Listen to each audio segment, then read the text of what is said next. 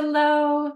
So sorry for the late start. We were having a little shop talk, important shop talk as a team. Welcome to our May 15th Gravity Terminology New Domains call. We're doing end-to-end review on our 3 domains. My name is Sarah, and we're going to start about 3 minutes after the top of the hour, and we're so glad you're here.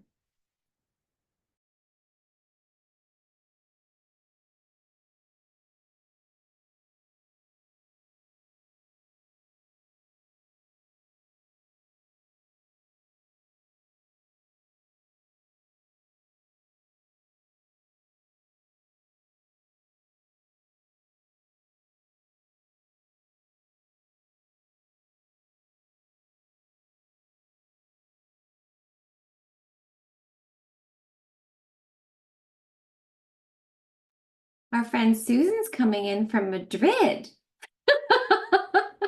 Susan Matney coming in from. Well, it's a work week for me. Next week I'm really vacationing, so Okay. I'm gonna be out. Okay. Coming out to us from our HL7 work group meeting. It's good to see. Yep. We're going to start in about a minute, friends. Thank you so much for coming. People are excited about what we're doing. I It's pretty know fun. we are doing some. I'm so glad you feel that over there. It's great to have you as part of the team. You're a great ambassador. Thank you. All right, I think we're ready to start. We have a full agenda per usual.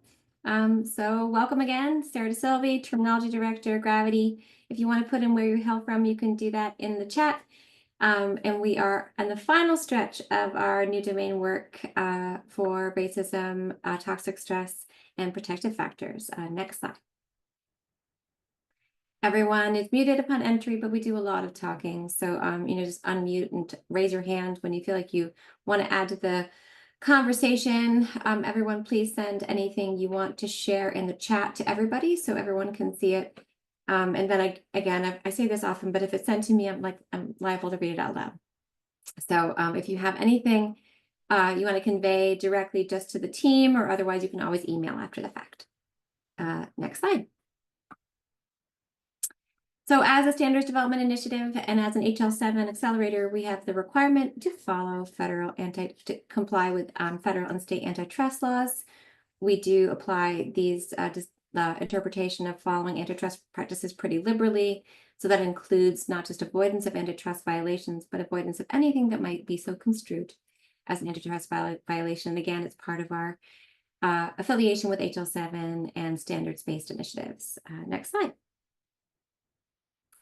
So we're going to go through brief announcements, brief gravity update, and then solid end-to-end review with that same time box approach we had in the prior meeting. And then we'll close with community homework and next steps. Next slide. Next slide. All right, so we have our alternating calls. So today is our final new domains end-to-end review call before the consensus vote. We'll talk more about that and later on in the call. We have our alternating enhancement cycle call that is next week. The technical work stream is continuing to meet 1 to 2 Eastern Standard Time on Wednesdays. We just met yesterday with a great call on capacity. So our focus of the technical work stream public calls is really bringing to light and bear all of the elements we're working on in our next version of the implementation guide, making sure we have community engagement. The topic for the next meeting on May 28th is program eligibility and social care program enrollment, the second in the series. And again, it's a pretty techy meeting, and so there's a little tag on that, but anyone is welcome. And we are trying to actively work through some of the standards-based implications and the IG of all the proposals. And the implementation affinity meeting is the day after, so it's the same day as our consensus vote. That is the 2:30 to 4 p.m. on the 29th as well, and we're talking about how closely referral standards decrease and address both patient and provider burden with a member and longstanding Gravity friend. Any questions on that? Okay, next slide. Next slide. All right, we're doing it. So Gravity, the vision is we aim to be a representative and sustainable consensus community that's collectively driving social care data standards to support the goals of population health and health equity. Next slide. We always do the lexicon, so this is appropriate now, especially because as we've been addressing social risks for years, for the first time, we're really deeply leaning into the primary assessment of protective factors and strengths, and you see that throughout our presentation today. Next slide. Thanks, our members. We're very, very grateful for our members who help us support everything that we do. I had the honor of meeting and connecting with a bunch of different members in person over the last week or so, and just very, very grateful for their investment. As I always care to mention, we have both a financially supportive membership model and a representative membership model. We are the only HL7 accelerator that has this designated membership spot to ensure that patients and community-based organizations have a seat at the governance table. And really, that's been working very, really well so far. I'm really proud of that and how that's been operationalized over the course of our 6 years now of running. Next slide.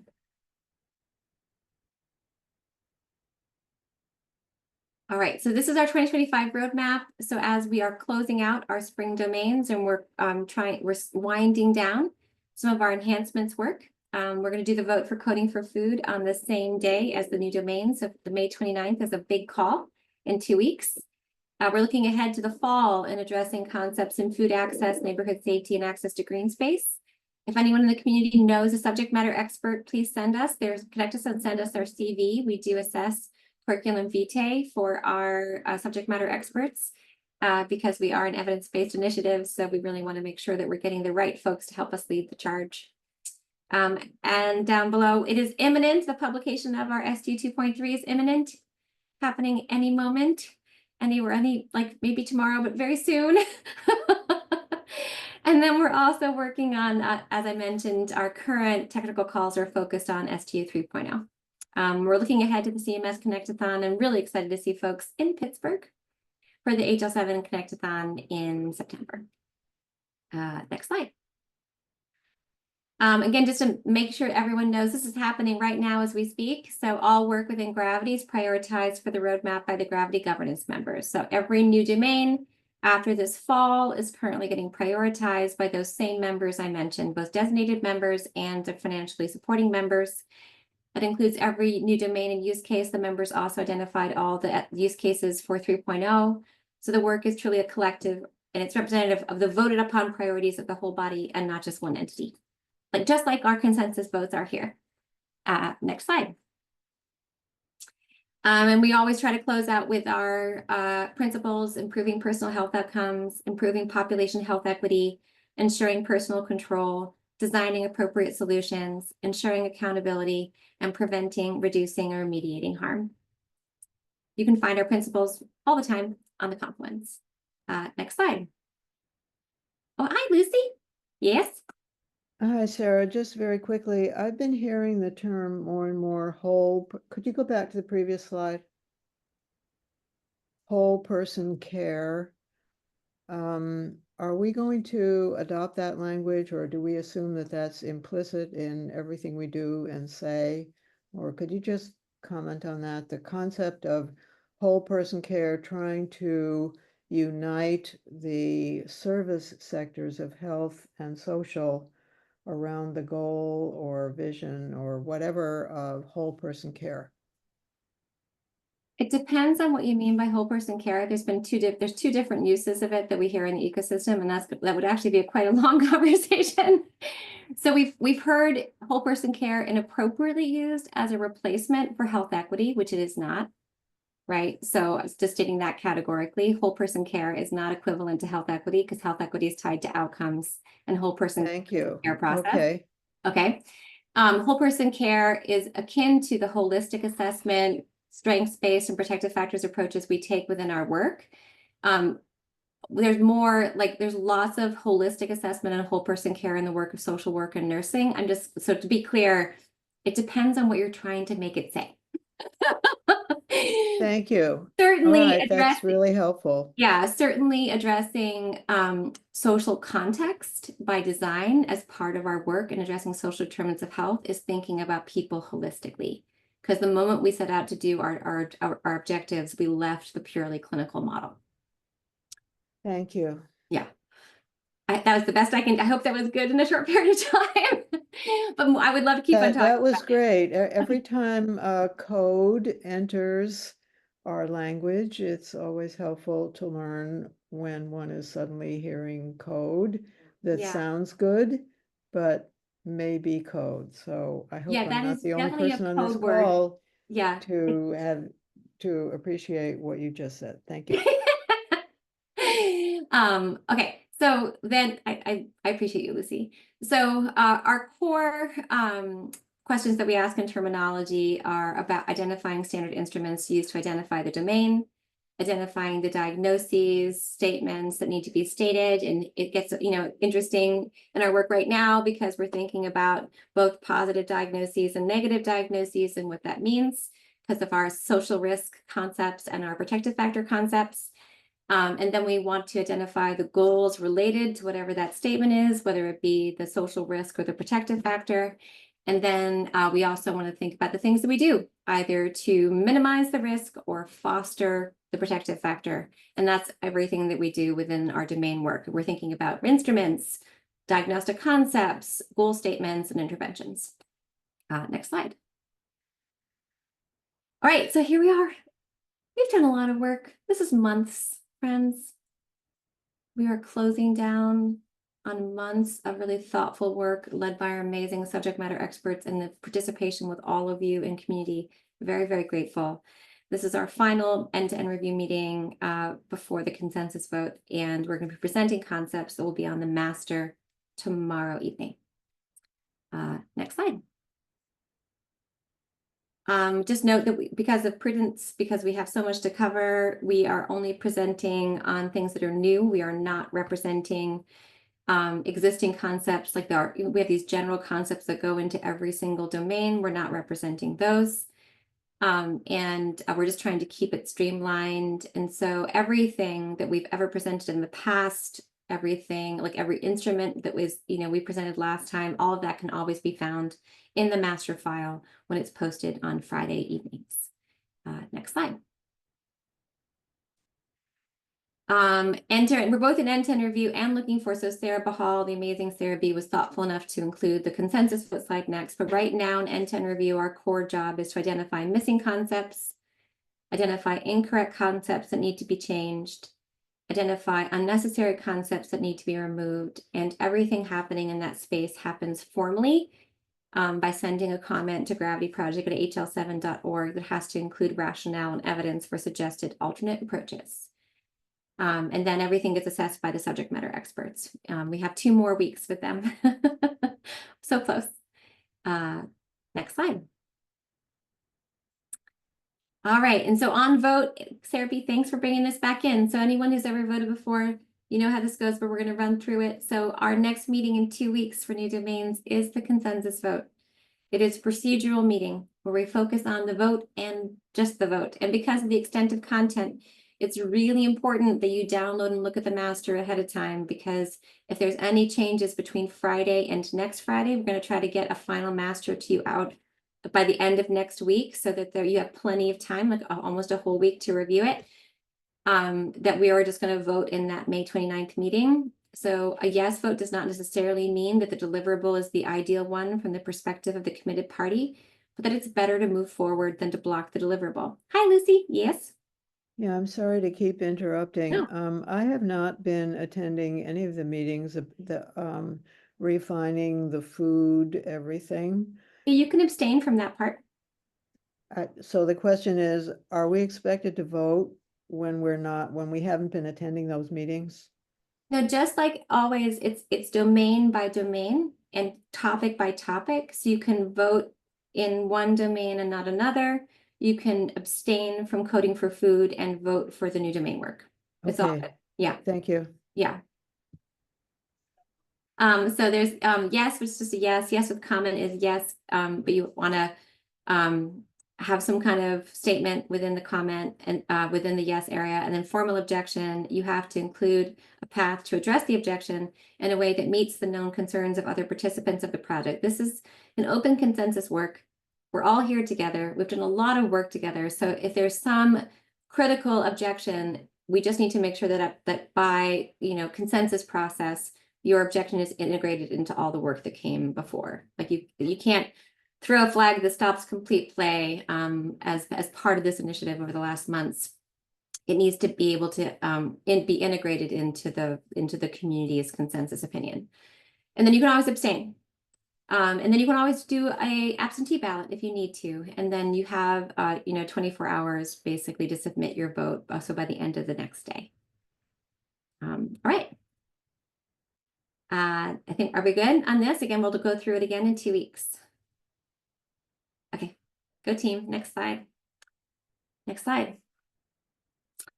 Okay, same thing I said last time. Next slide. We have a lot to cover, and so it is 1/4 after. We're going to try to do 20 minutes per domain. We actually have a lot of new content, especially within protective factors and the racism domain. So we will do our best to make sure that we time box appropriately.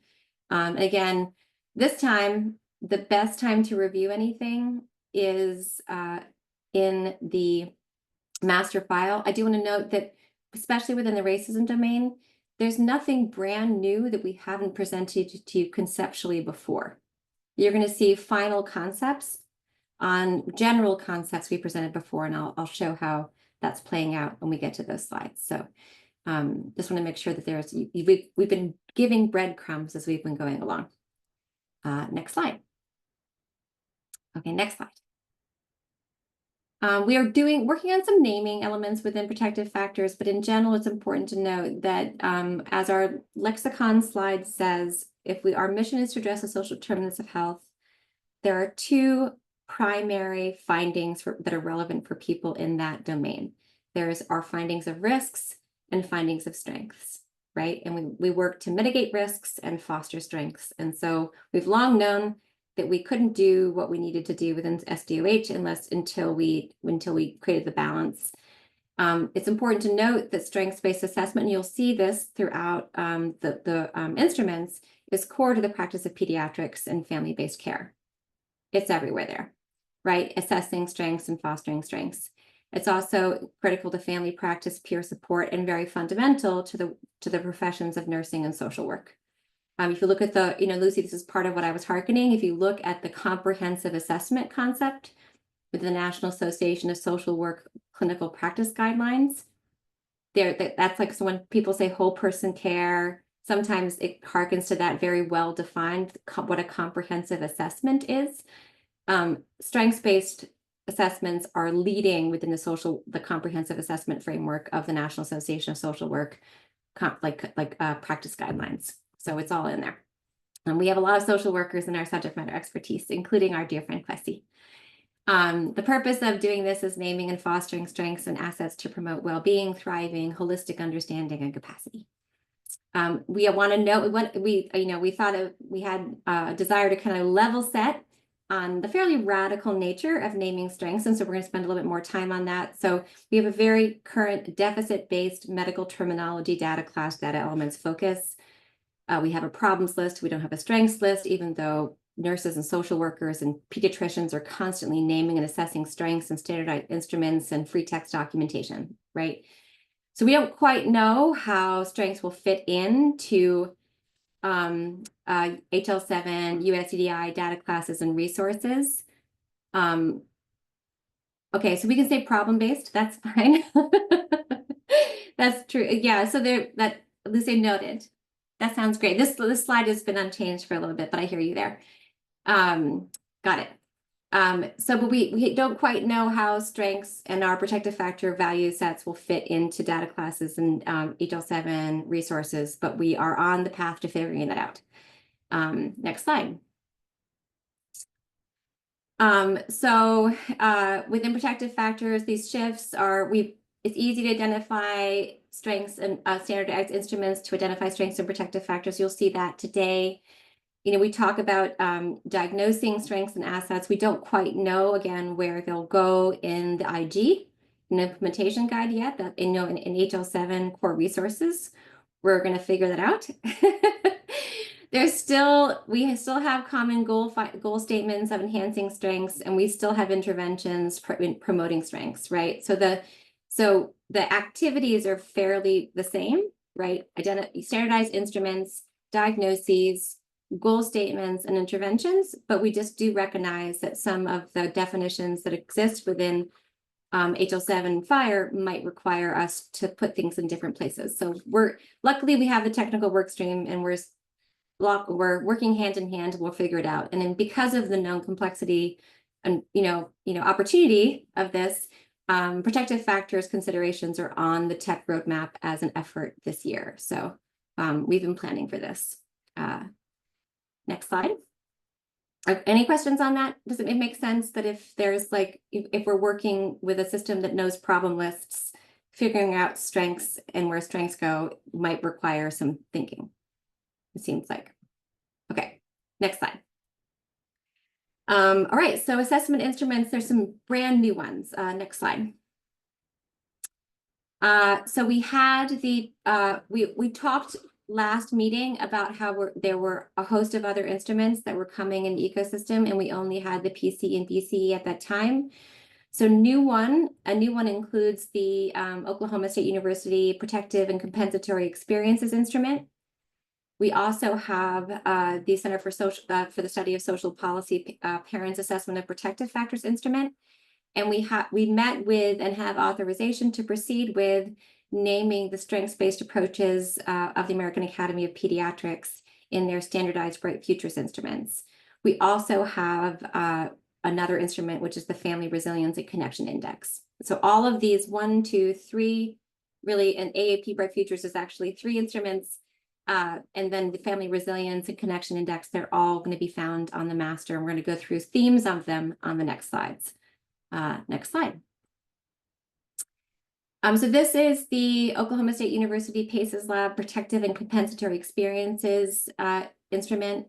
And so it is a 12-month look back with a scale of never to very often. And you can feel some of the themes we've been naming in our protective factor findings. I felt loved and I did not doubt that I was cared for. I had someone I could trust, that social connection element, that one best friend concept, social connection and faith, community engagement, routines and healthy habits.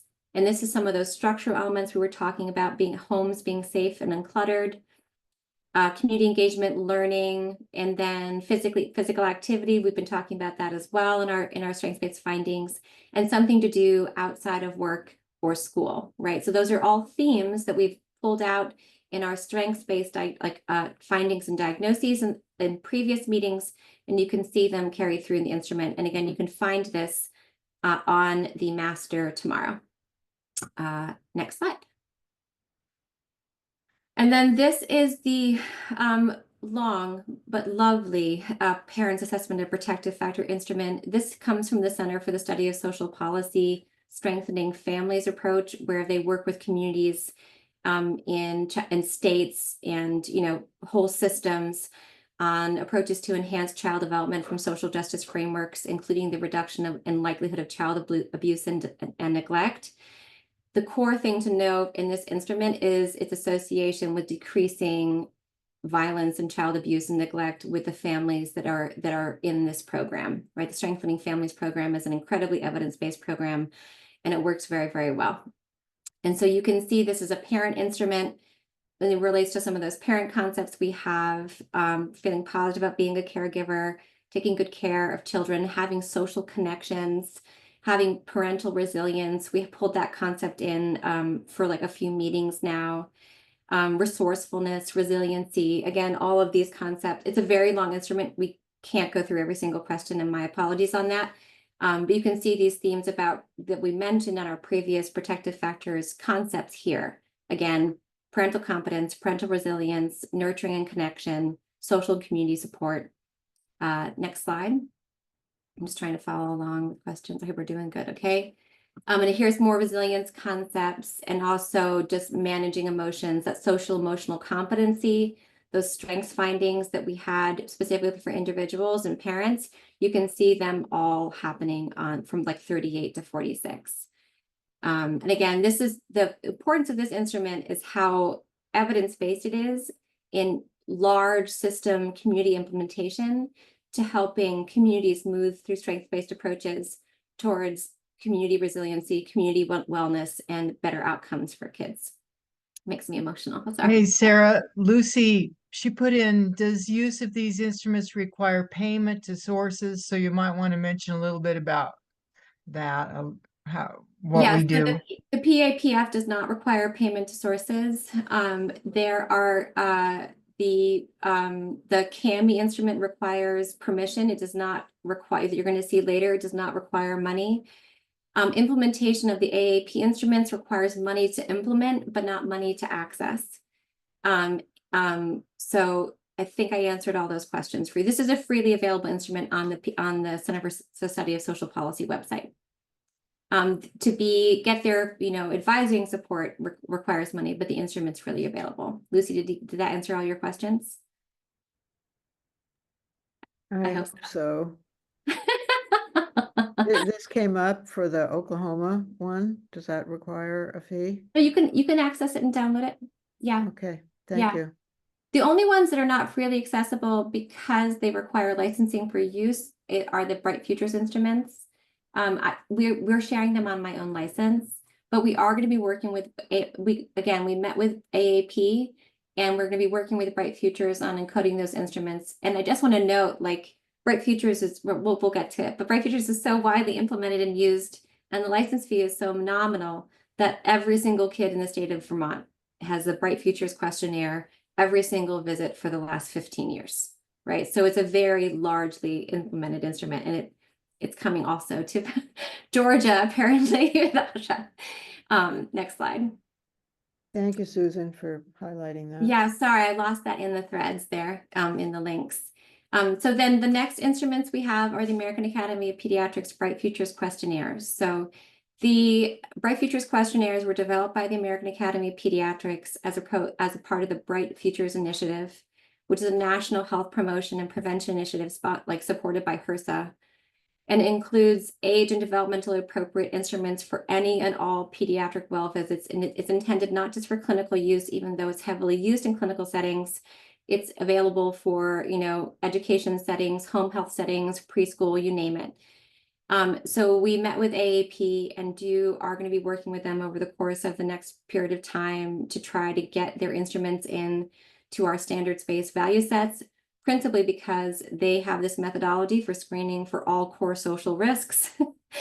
If you go down the pick list of the 24 plus instrument domains we've addressed over time, most of them are covered in developmentally appropriate pre-visit questionnaires as part of the Bright Futures instrument. So it's a long time coming.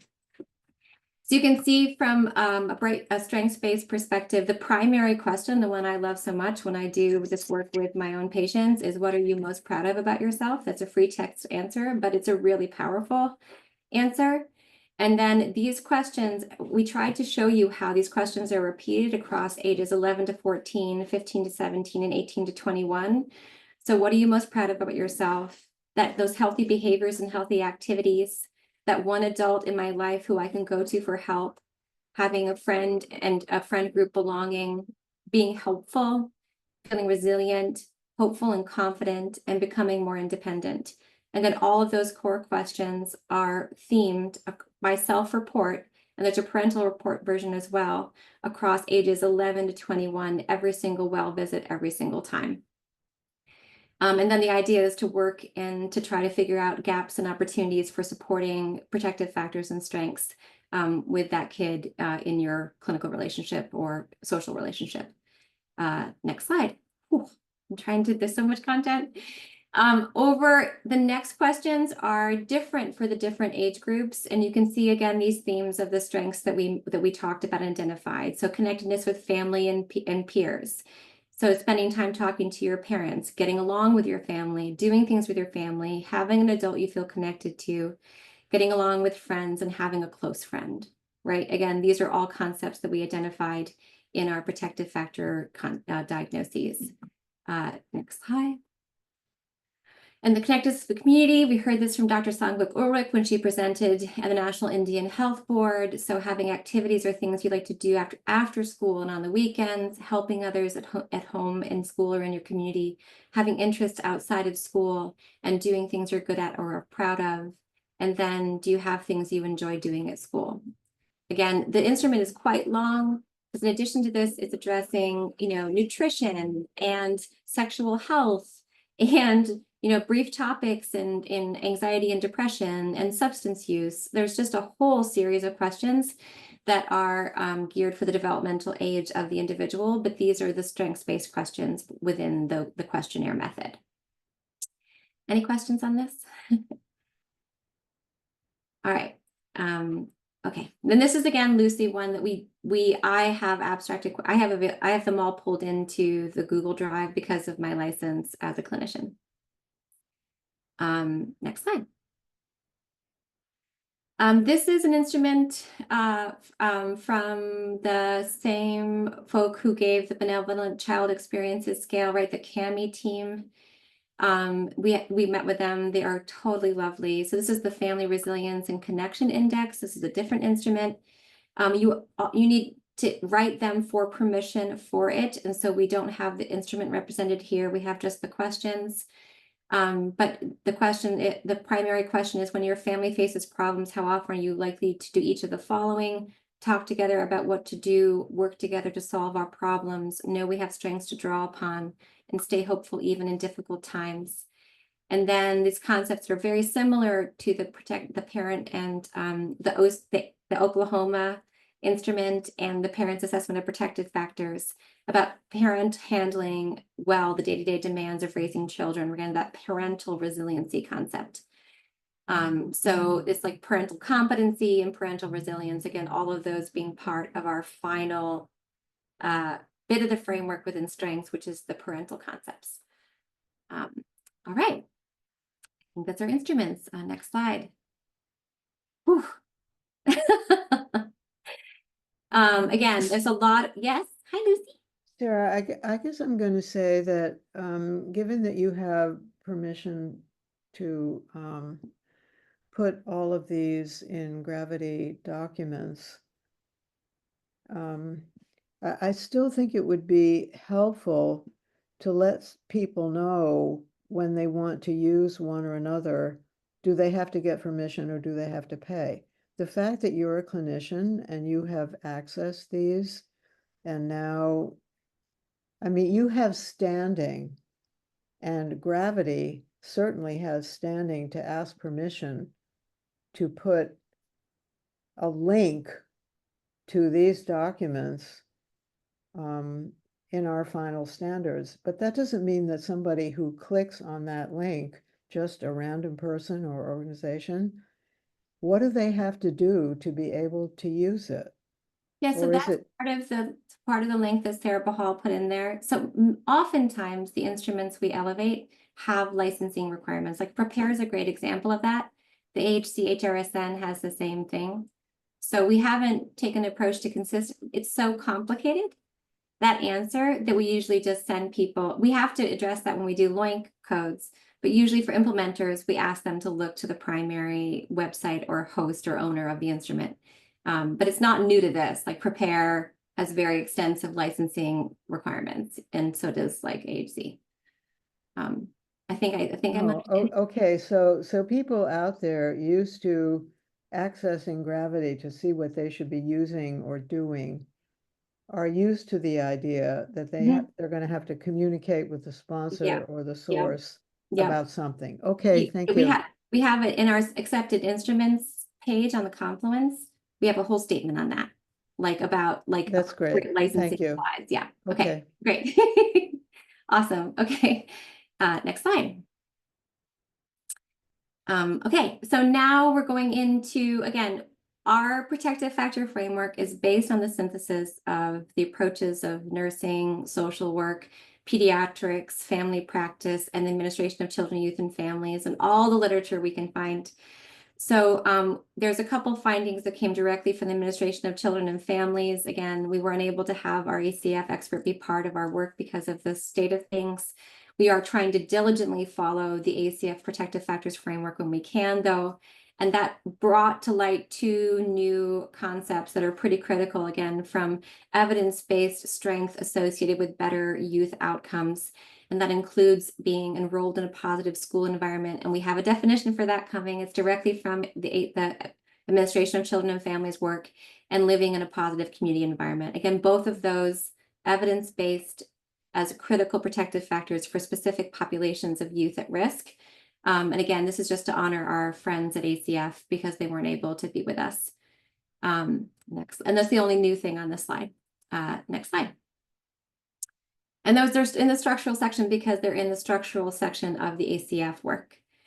We are revising some of our wording now too. So once our SMEs identify the concepts that they want to name, we work on figuring out how to define, like how to state them.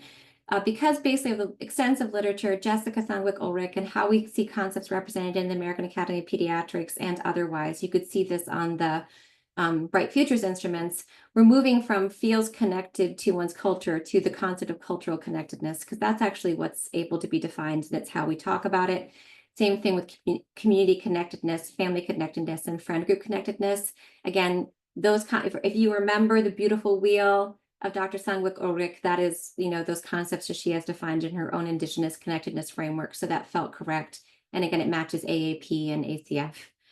And then we have, again, you can see that applied again to affinity group connectedness. We do have a couple other new concepts on here. I think we actually presented how the trusted non-parental adult and satisfaction with school environment and civic engagement before, but they're italicized, so I'm not quite sure.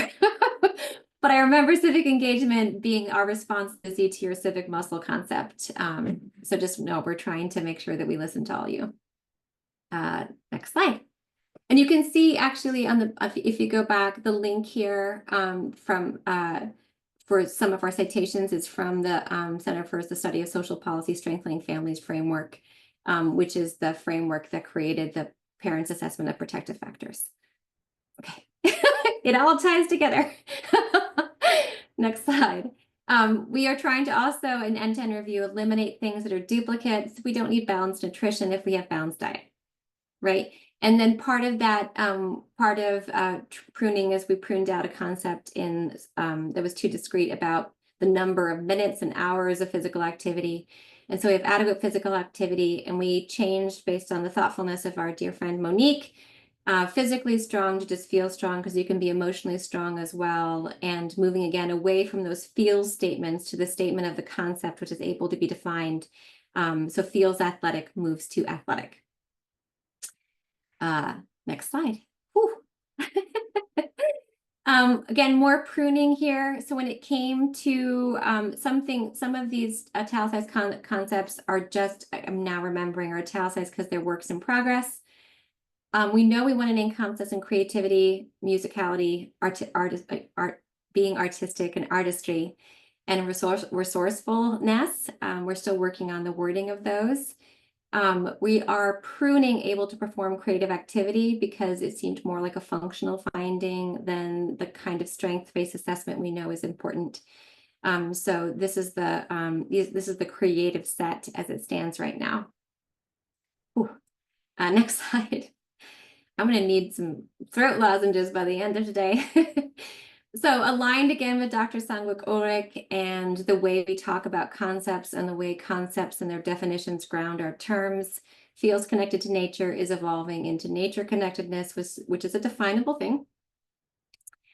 And then we felt like spiritual strength carried it, so we pruned feels connected to spirituality, and we are working on how to frame the mindfulness concept, because it probably is just going to be mindful as opposed to practicing mindfulness. That's just something we haven't gotten down to yet in our refinement of concepts. Next slide. These are the social emotional competence concepts, which relate both to the person and also in the parent concepts, you'll see them related to the parent as well. We're still working on a concept of empowered. We don't know quite what we're going to do with that yet. We did want to add healthy self-concept, and there's an incoming, you'll see a definition for self-concept actually in our racism domain. Oh, that's nice. Thank you, Lucy. We'll work on that. I think that actually came up as part of our nature conversation. Like nature connectedness as part of animal connectedness as part of nature connectedness, but we can unpack that further. Certainly good with animals is something my country patients say all the time. But you'll see a definition for self-concept coming in later in the racism domain that was part of what bore out this healthy self-concept concept within our protective factors framework. So Lucy, more to come on animals, I promise. Next slide. Again, trying to get through. I think we're doing okay on time. So not a ton of change here. There's some wording in progress, stuff that we're working on, but these are the core concepts that we have right now. And there's no change or delta since last time, just working on them. Next slide. And these are those parent and caregiver concepts, right? Demonstrating knowledge of parenting, demonstrating knowledge of child development, parental resilience, and not just personal psychological resilience, and good caregiver child attachment and good attachment to primary caregiver are kind of synonymous. But we just wanted to, those are both in SNOMED. And these are concepts, again, you can see them in that Center for the Study of Social Policy, Parents Assessment of Protective Factors as being fundamentally linked as parenting strengths that foster the healthy development and well-being of the child. Ooh, next slide. On to goals. We are not building any goals from this is not new. We decided that since our strengths are our strengths, all you do is try to make them better. And so we're going to be looking into other ways of showing change and improvement without having to build new concepts for every single strength. We do have the goal attainment scaling concept we talked about in the past, and so we're going to be exploring that. Next slide. And this is, again, not new. We presented. Hi, Lucy. Yes. I can't. You're muted if you're trying to speak. Sorry, go back to the previous slide. Yeah. The verb here, improved. Mm-hmm. How about maintained? Yeah, so that's it- a fair goal too. Yeah. Yeah, Okay, we don't always aim to improve. Sometimes we aim to just maintain. If someone is yeah, really kicking it. Yeah, that's fine. Yes. thank you. And that the goal attainment scaling totally allows for that, right? So the way goal attainment scaling works is you have a concept like resourcefulness, and you talk with a patient. You're like, where do you want to be when I see you next? And you say, I want to be here. And you're like, great. And then when you come back, you say, where were you at in where you said you wanted to be? And they're like, I'm right on the money. And you're like, great. So that gets a 0. A 0 not being bad, it means maintained, right? And then there's +1, +2, or -1, -2, right? So that's the way goal attainment scaling works. And it Okay. certainly maintain is totally allowable. Okay. Thank you. As I think I've observed before and other people supported me, I have never been asked any of these questions. So sorry if my No. questions sound naive. No, I want to note that I did not discover a lot of this until I was quite sick and met nurses, and then that's why I became a nurse. So many of us are insulated from a lot of this kind of stuff, but certainly I have to state American Academy of Pediatrics strengths-based assessment is everywhere. So if you're a child in the last couple of decades, we're supposed to be doing strengths-based assessment, even if it's not formalized through the Bright Futures methodology, and Bright Futures just standardizes it. Thank you. Okay, next slide. All right, same thing with interventions. Next slide. We agreed that the primary thing we're voting on is this new intervention type. The important thing regarding strengths is we don't try to make them smaller. We try to just foster them, either maintain, like gardening, like just maintain the garden, or improve it. And so promotion and health promotion and concepts of promotion are really the best way to represent that. It's already a defined concept within SNOMED, so we can just pull it into our framework, and then we'll just wrap our strengths with that promotion concept. Again, this is the expected balance to that lexicon where we take risks and we try to make them smaller, and we take strengths and we try to like either support them or make them better. All right, next slide. We're doing it. Any questions on protective factors? That was a lot of new content. That's the most new content we have. So I think we're still doing okay on time. Thanks for your patience. We've done a lot of amazing, we haven't done 3 domains in a very long time. So time management is something with 3 domains is not something we've had to do in a while. All right, next slide. Next slide. Assessment instruments, no change here. So next slide, these all remain on the master. They're studied over the course of multiple versions. The final master we posted tomorrow. Again, those are the core questions, the questionnaire methods that relate to the core 10 categories we've been talking about for some time. Next slide. Next slide. So these are the core 10 categories that we mentioned that were part of the original CDC Kaiser study and continue to be studied over the course of many, many decades. Since then, we do recognize there are other adverse child experiences. The instrument methodology and the methodology for that we're wrapping around really focuses on those core 10. But you can see in the instruments that we've gathered that they ask about additional questions as we're trying to explore the literature there.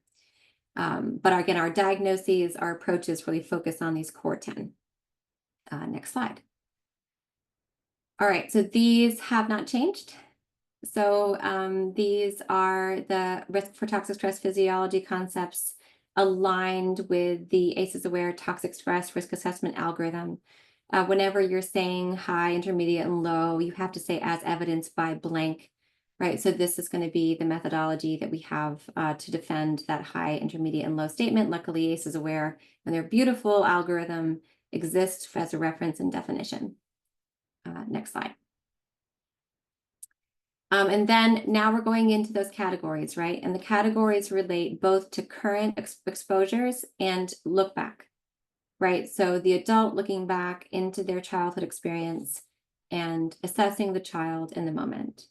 Right, so these concepts assess the history of abuse and neglect aligned with the core 10 categories. With that adult looking back, there's no change in these concepts, and these have been studied for some time, and it's all existing terminology. Much of this terminology is terminology we enhanced with our work on interpersonal intimate partner violence and abuse concepts in prior domains. Next slide. These are italicized because these are under kind of intense review and revision to make sure that they're aligned with what we need to say in the evidence. Suffice to say, we need to have concepts that represent the history of the household challenges aligned with the core 10 categories. And so we just need to figure out how we're going to phrase them, because we've gone a kind of a deep dive into the question itself, and we realize some of these concepts, even though they're called household challenges, they really are anchored in the parent and caregiver. So we just need to unpack that a bit with our SMEs, and we're doing some active deep diving on that. We also have some meetings with our friends who are experts in things like ICD, and luckily we have our SNOMED experts, internal, Monique and Susan. So we're working through that, but these concepts are likely to change. Out of everything we just mentioned, they're likely to change before next Friday because of that work. And mostly because when you look at the actual question, specifically on separation and divorce, there's some opportunities to refine to the way the questions were phrased. Next slide. Whew. Again, these are current abuse concepts. These, again, were part of our work in intimate partner violence and elder abuse, and these are unchanged since our prior work. Next slide. These have the same statement as before, wording in progress, representing those current household challenges, again, beyond the neglect, physical, sexual, and emotional abuse concepts, which are part of the 10 core categories. These are, again, likely to change only because the wording and the same reasons and the same questions. Really grateful for our SMEs for helping us over multiple meetings. We have to meet with them in sometimes in different sessions to cover it, but they're really very invested, and it's been a pleasure. Next Sarah, slide. do you Yeah. say household instead of family deliberately? Oh yeah, so this is part Lucy, finger, pulse, per usual. So the questions in the ACEs instruments ask about either parent, caregiver, or household, period. So sometimes, and we've talked in depth about the difference between household and family, right? And we start thinking about family, you start to run up against family history, which is not the same thing as what we're trying to represent. Like family history of mental illness is not the same thing as living in a household with someone who has a mental illness, right? But all of the complexity of that is what we are deeply diving into. Finger on the pulse of it, Lucy. There are plenty of existing family concepts in ICD. There are not a ton of parent caregiver, and there's hardly any, I don't think many household concepts, even though there's place for them. So that is exactly what we should be refining and leaning into and clarifying over the course of the next week. Good luck. Thanks.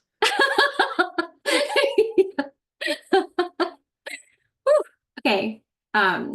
I woke up this morning at 5 a.m. working on a strategy to that, so I think we're getting there. Next slide.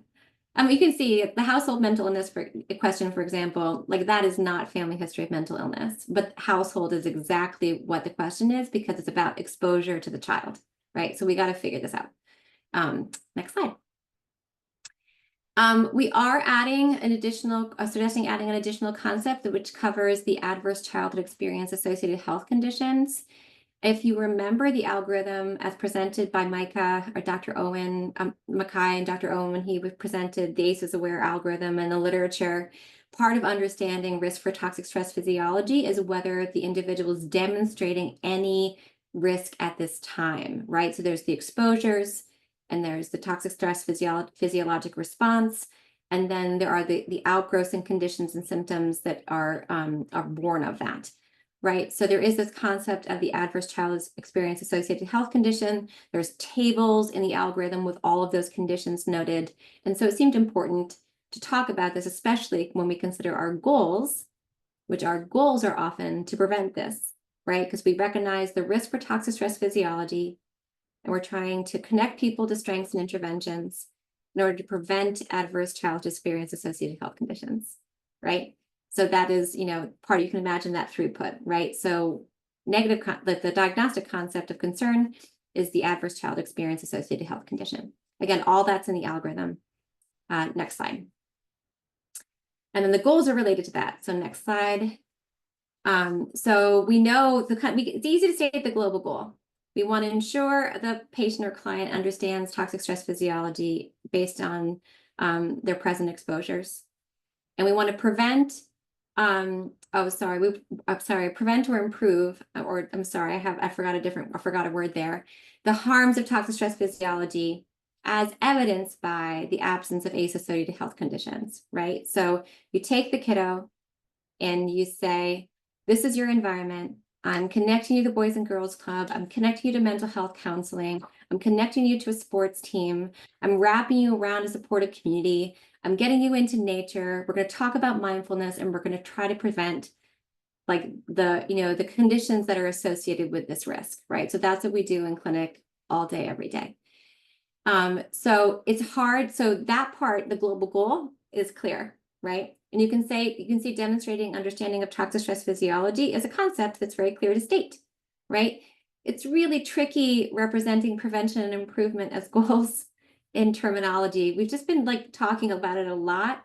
So we're working on it. We feel like we can say no adverse childhood experience associated health conditions in terminology. There's standards for that. There's like precedent. It's really difficult to say improvement. We don't usually do that. Or if we do it, we have to really ground it in an as evidenced by blank. So more to come, right? But just know that the global goal is clear. We know we can say demonstrates understanding of toxic stress physiology, and we know we can say no adverse child experience associated health conditions. But the prevention problem, the improvement of the existing adverse child experience associated health conditions, which is again part of the intervention, we're working on that. More to come. Next slide. You can always say it in the conditions themselves, but like asthma, anxiety, substance use, et cetera, et cetera. Okay. Next slide. Next slide. There are no updates here. The science of interventions has been wedded to the Stress Busters methodology within ACEs Aware ever since the beginning. Nutrition, physical activity, mindfulness, nature, mental health care, supportive relationships, and quality sleep. So all of those have been stable for some time, and you can find them on the master. Next slide. Any questions on toxic stress? The biggest changes are some work in progress elements within diagnoses. Instruments are stable, interventions are stable, goals are a little bit of a work in progress too. We good? Okay. Next slide. All right, so now we're doing our person level racism end-to-end review, and the good thing is we have about a half an hour left to cover the immense work our subject matter experts have done since we last gathered. I may be calling in I think my amazing friend Kwesi is still on the call. Just noting that if there's questions about how we arrived at things, I try to defer those to Kwesi to represent the subject matter expert findings. Kwesi, are you still with us on audio? I'm walking with you. Hi, friend. Thank you. All right, so next slide. I'm going to present the findings. If there's any questions on context or definitions, Kwesi is here. Next slide. Our instruments remain unchanged since the last time since really from the beginning. These instruments are so fundamental and gold standard. They've been stable for over a month now. And you can find them on the master file on the Confluence at the end of the day tomorrow. And they're really, I mean, we reviewed them, I think it was now about 2 months ago. Next slide. Next slide. So the definition of racism we are using after lots of careful thought and the analysis of multiple different definitions is racism is viewed as incorporating ideologies of superiority, negative attitudes and beliefs towards racial and ethnic outgroups, and differential treatment of members of those groups by both individuals and societal institutions. Again, that is unchanged. It is based off the work of Williams and Collins, as are the instruments that we are selected are curated by the amazing Dr. Williams as well. Sarah, I'm sorry to be a grammarian here, but could you please put a comma after negative attitudes? Yeah, For those on the call who know about the Oxford comma issue, negative attitudes and beliefs are not together. They're separate, I think. Negative attitudes, comma, and beliefs, whether they're negative or superstitious or ungrounded, or am I understanding this? Does negative apply to both attitudes and beliefs? And if not, we need a comma after attitudes. we will make sure it hews exactly to Williams as defined, and I will come back next time with that. I'll make sure that that's clarified in the master. How about that? Does that sound good? Okay. Does that seem like a good answer? I just want to make sure that I go back to Williams and Collins and Kwesi. I don't know if you have anything else to say about that, but I think it's I was going to echo your point that we want to hold true to the intent of Williams and Collins and not deviate from it. So we'll check on that, then come back, Lucy. Thank you. Okay.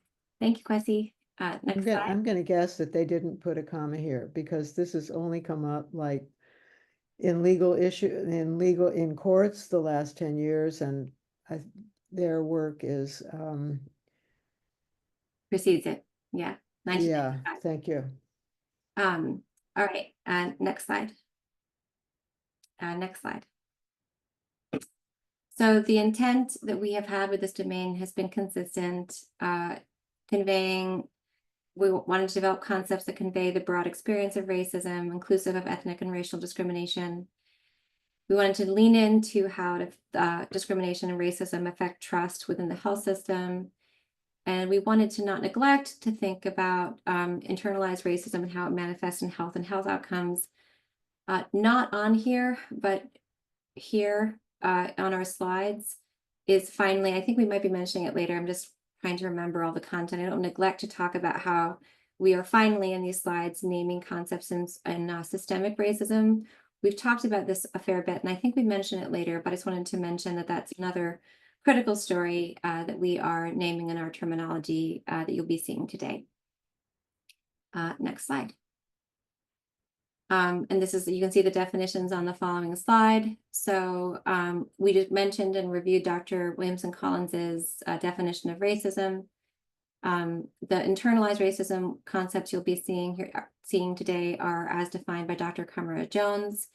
It's the acceptance by members of stigmatized racial groups of negative societal messages about their own abilities and intrinsic worth. Systemic or structural racism, and you'll be seeing that we use the word systemic consistently throughout our work, is racism that arises across society from the interactions of institutions and individuals. It is the cumulative long-term effects from power inequities or unequal opportunities across systems. Similarly, when we think about the concept social determinants of health, right? So that is the inequities and determinants are determined by policy and structural forces. And so similarly to that, the systemic racism concept covers the way racism is woven into the fabric and delivery of services and unequal opportunities. We're using the WHO definition here, the World Health Organization definition. They have a lovely brief on addressing racism in primary care, which is a foundational reference for our work. Next slide. We are offering definitions today. We have had many of these concepts, but haven't defined them. So the target of racism concept is defined in line with Williamson Collins. It's an individual member of a group that racism is directed at or intended for. Racism is viewed, again, as incorporating ideologies of superiority, negative attitudes and beliefs toward racial and ethnic outgroups, and differential treatment of members of those groups by both individuals and societal institutions. So this again aligns directly with the Williamson Collins definition. You can see we have a pattern for the next concepts. So there's 3 concepts. We did present these in theory a couple weeks ago, but we have the definitions that are new. So racism of service provider negatively affecting patient or subject autonomy, racism of service provider negatively affecting respectful care, and racism or a service provider resulting in denial of service provision. So to not have to repeat all of those definitions, we have the pattern here where you have the racism of service provider concept defined in the first section, and then you have the racism definition later. The in-depth concept-specific definition for each of these concepts is available on the master tomorrow. Next slide. Now we're going into the internalized racism concepts. Again, this is aligned with the work of Dr. Kamara Jones. So we have our internalized racism concepts and the same 3 outcomes: patient autonomy, respectful care, and delay or denial in service provision. And again, you can see that same precedent. So internalized racism of individuals offering services negatively affecting patient autonomy, respectful care, delay or denial of services. And then the definition of internalized racism aligned with Dr. Kamara Jones closes the definition. Again, the in-depth and concept-specific definitions for each of these concepts will be available on the master tomorrow. The fundamental syntax is that the internalized racism concepts are based on the definitions of Dr. Kamara Jones, and the racism concepts are based on the definition of Williamson Collins from 1995. Next slide. This is a new concept. We mentioned that we might be working on this concept repeatedly over the course of the last month or so. This is when internalized racism affects the subject specifically. So the concept is self-concept negatively affected by internalized racism. We have some work to do on syntax. We have our internalized racism definition as defined by Dr. Kamara Jones. This is the definition of self-concept offered here, which is one's description and evaluation of oneself, including psychological and physical characteristics, qualities, skills, roles, and so forth, affected by the acceptance by members of stigmatized racial groups of negative societal messages about their own abilities and intrinsic worth. So that is the combination of self-concept and the Dr. Kimura Jones's internalized racism concept. We just need to do some wordsmithing. Lucy? Yeah, it's really tiresome that I keep interrupting here, but self-concept negatively affected by internalized racism, a SNOMED code. How is a provider? I'm struggling even with the question. How is this code going to be decided? Is it going to be decided by the person? So Kwesi, and we have, Um, Kwesi, we have Asha, and we have me as clinicians here. And so it is not hard for me to imagine how I would use this concept in care of individuals. Because this story of individuals feeling like the burden of racism in their own self-identity is something that happens on a regular basis. Are you wondering how, because the patient's going to tell you a story, they're going to tell you how they feel, and they're going to tell you why, and then you're going to name their experience. Is that what are you wondering how that would happen? yeah, it seems to me I can't imagine that all providers of health and social care will really understand this. I'm sure that you do, and other people on this call who provide health and social care probably do. But I guess there's a concern about labeling the person in front of you with this code because it's incredibly profound and may not be true. I don't know how it would be demonstrated to be untrue, but I'm not sure that demonstrating that it is true is something we can count on, or whether we have to comment about that or something. Okay. Maybe something that could be helpful, Lucy, as you reflect on what you're unsure of. At one point in time, someone said the same thing about whether or not a person experienced HIV or AIDS. At one point in time, someone said that a diagnosis of depression was not true. What we're talking about here, what we're offering here, is the evolution of a reflective practice that is not upon the provider to determine whether or not someone else's story is valid or not valid.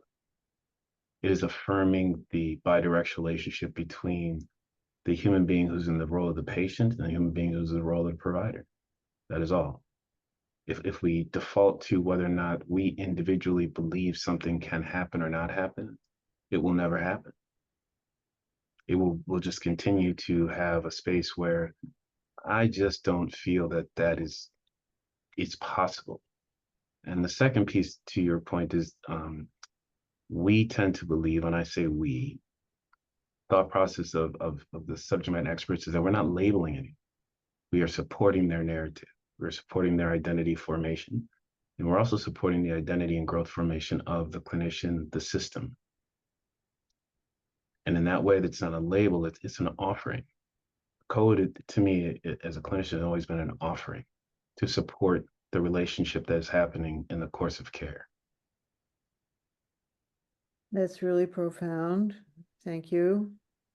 I guess I am so acclimated to some judgments being labels,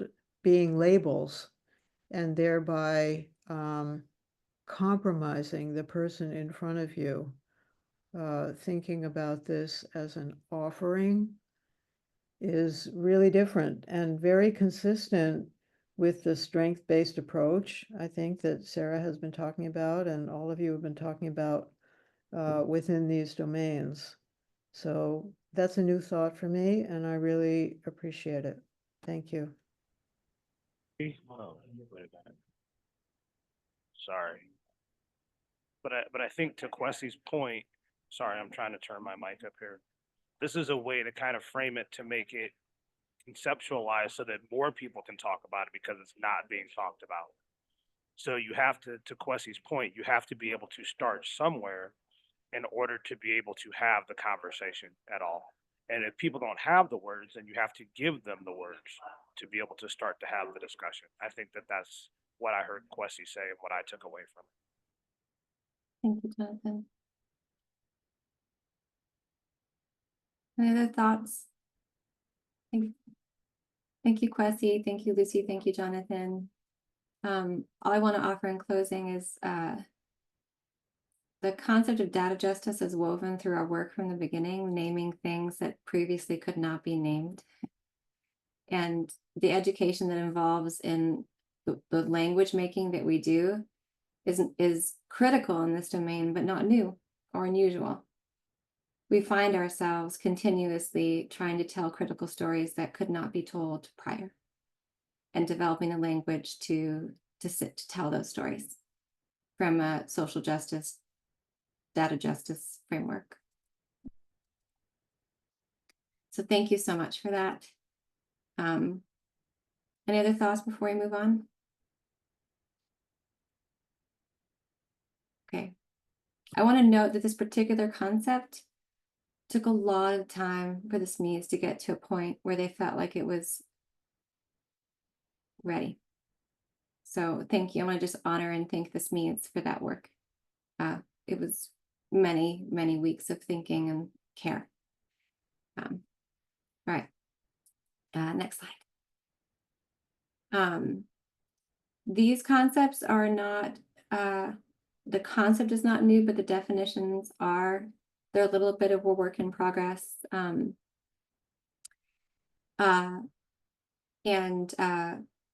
you know, the definitions, we have two different definitions for discrimination right now. So we're honing in on that, but we know our definition of racism. So that definition, the latter definition for the racism affecting trust and service provision is clear, but we're trying to figure out which discrimination reference we use. So we'll lean into one or the other by the end of Tuesday and get that final master off to you. Next slide. This is a new concept. Hi, Corey. Hey, Sarah.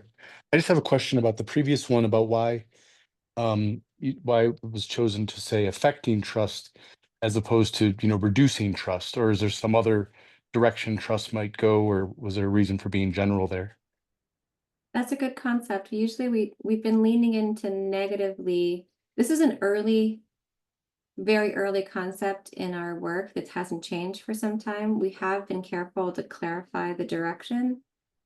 And we have been using limiting lately sometimes, Sarah, which would be a little bit, I think we'll come back. We have been careful to, interestingly and importantly, to understand how racism benefits some individuals and harms others. So sometimes we have not named the directionality because we wanted to represent both. But I think in this instance, this is a concept that did not go through the hopper in our final version. And we'll bring those thoughts back to the SMEs on Tuesday. Thanks. My fellow terminologist, Corey, might be head of technology, but he's also an excellent and brilliant terminologist, which he always shows at times like this. Are any other questions on that? Okay. Next slide. So now on to a concept of high effort coping.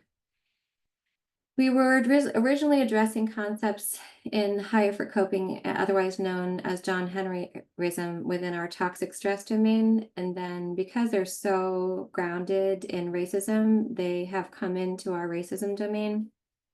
The final definition here is in progress, but it's important to at least name what high effort coping is. So high effort coping is an individual self-perception that he, she, or they can meet the demands of his or her, their environment through hard work and determination. Right. So it creates this like striving to achieve resiliency, indefatigable state of being. The John Henryism survey instrument from James seems to be a series of positive findings. However, they have been, in some instances, they're protective, in some instances they're associated with negative outcomes, especially when interlinked with socioeconomic status. So our concept that we're proposing is high effort coping due to racism, negatively affecting health. And Corey, you can see that terminology choice here with a negatively affecting statement. I don't know if anyone, this is a new concept. I hope it makes sense. If there's any questions on this.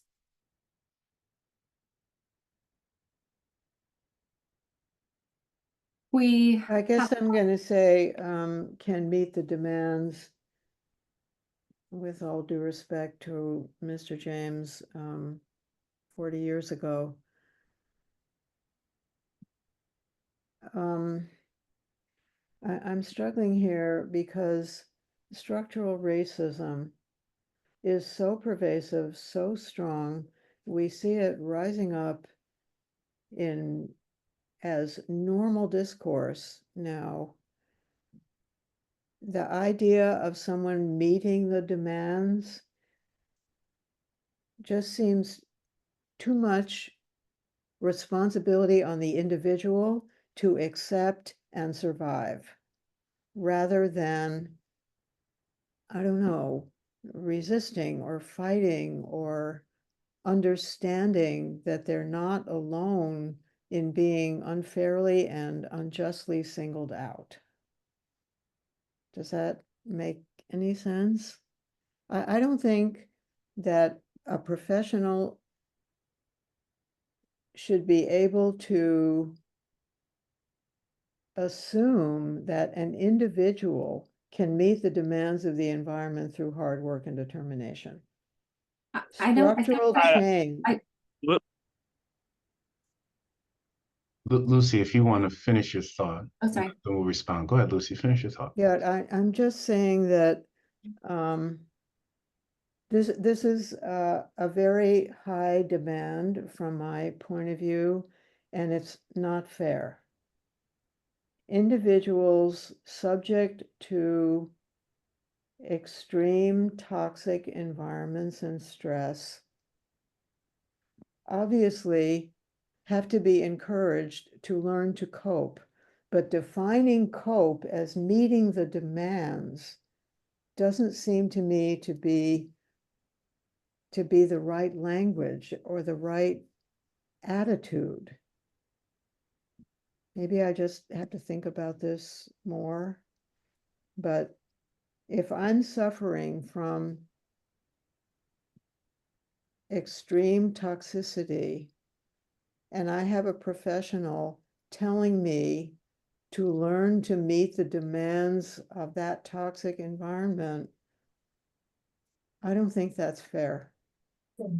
I think there has to be an element in there of recognizing that toxicity is not just how I perceive it, it's out there and it needs to be changed or resisted or shouted about, or I'm really struggling here. So the beauty of what is happening in the moment is your understanding of what you're reading and the fact that what you're suggesting is the purpose of the concept. The concept is not to suggest that the provider and or the patient or the community member or system has to do something. It's the recognition, it's the affirmation that the human being, the system, the family is negatively, Corey, this is to your point. The piece here is that I cannot thrive or survive, period. I am using every available resource I have just to get up. So Lucy, your point is salient and valid, and the point of the concept is to affirm that. It is not to suggest that somebody else has to do something. It's to affirm that. That's why I wanted to allow you the space to finish, so that you could understand that what you're expressing is actually really helpful, because that would be the hope. And the code is to support that space. I see Monique has her hand up. I want to recognize that before I opine on what both Lucy and Kwesi just said. Yeah, I'll just add, having come from the point of view that Lucy came from and having looked at this code in great depth, that it was already made, the point was already made that this isn't something a provider asks an individual to do. Some individuals attempt to do this, and many individuals can keep it up, and some just give up.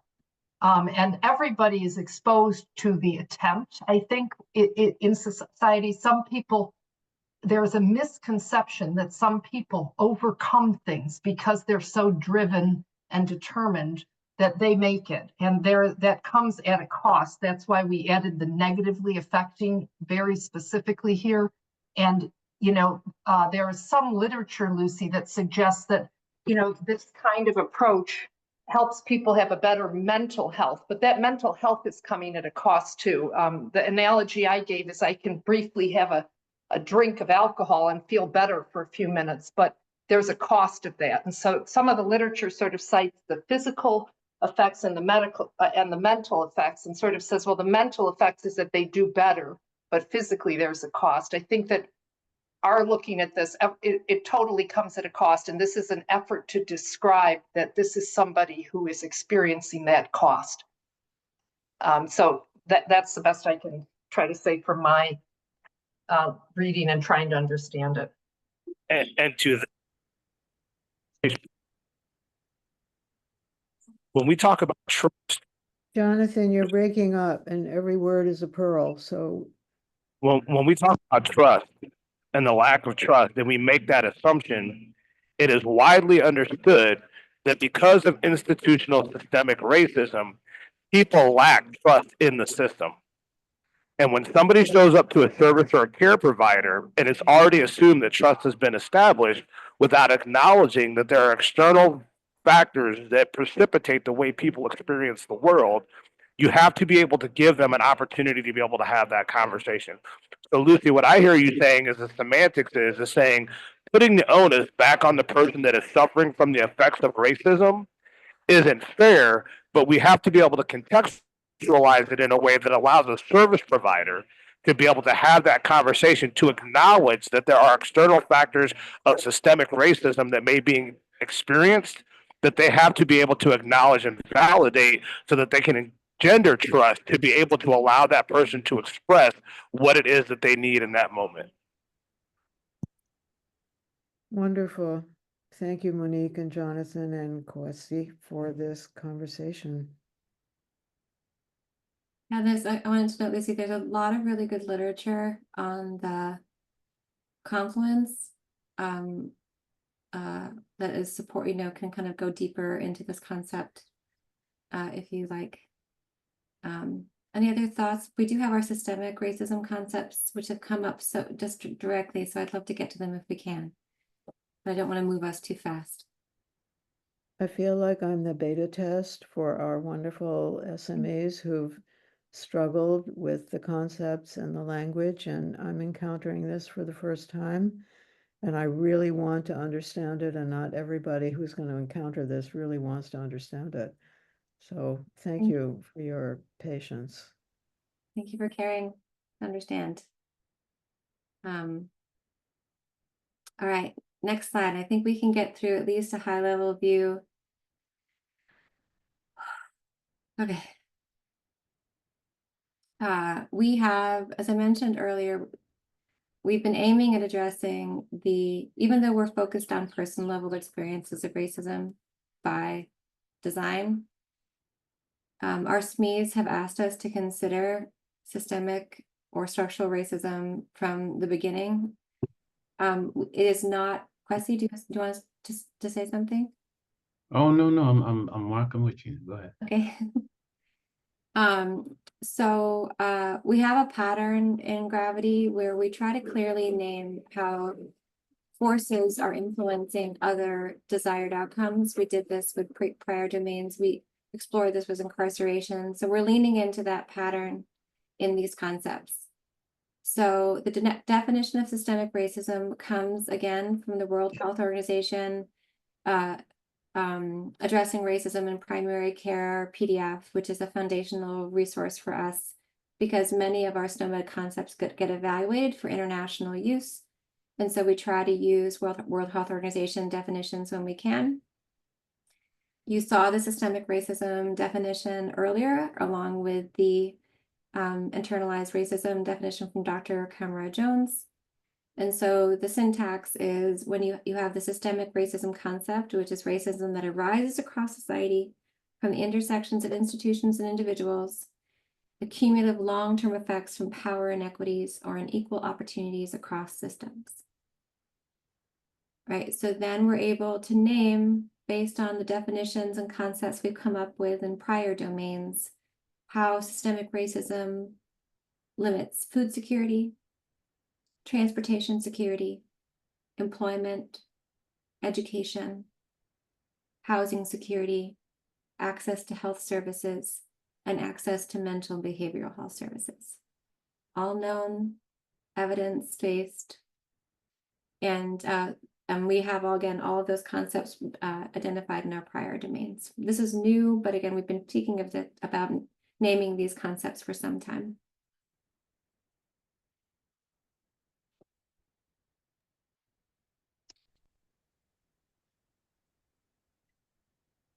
Any questions before we move on? I think we have a couple new interventions and goals, but I want to make sure people sit with this and raise any questions if they have them.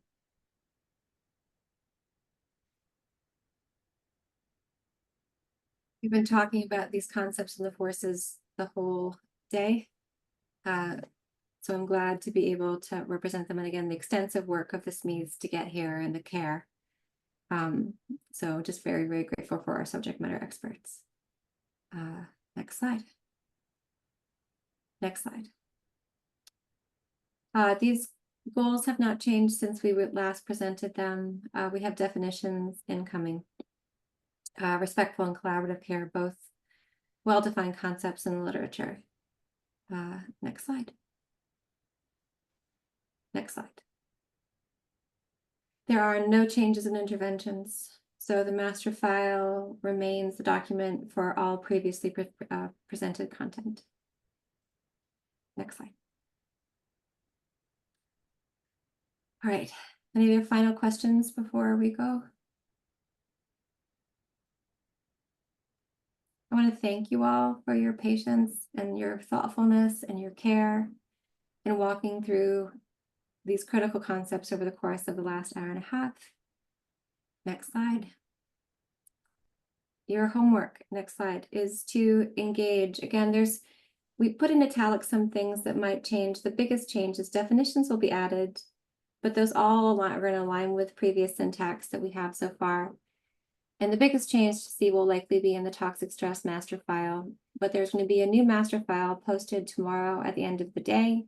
Download it, engage in it, and then we'll make sure you get another version of the master file if there's any changes from our Tuesday SME meetings as soon as possible to get you ready and engaged ahead of the consensus vote on the 29th of May.